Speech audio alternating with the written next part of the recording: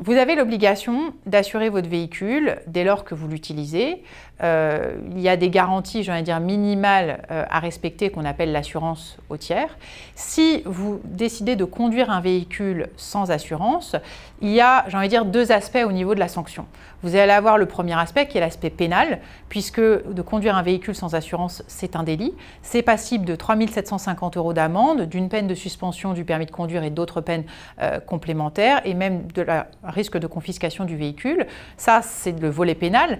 Mais ce que j'ai envie de dire, parfois, ce qui est plus grave, c'est le volet civil, puisque si vous conduisez sans assurance et que vous avez un accident de la circulation engageant un piéton ou un autre véhicule, la difficulté va être le problème du paiement des dommages et intérêts en fait, de la personne qui est victime de l'accident, puisque il y a ce qu'on appelle le fonds des assurances obligatoires qui va s'actionner, pour avancer les fonds à la victime, qui est des fonds qui vont être plus ou moins importants en fonction des séquelles de cette personne.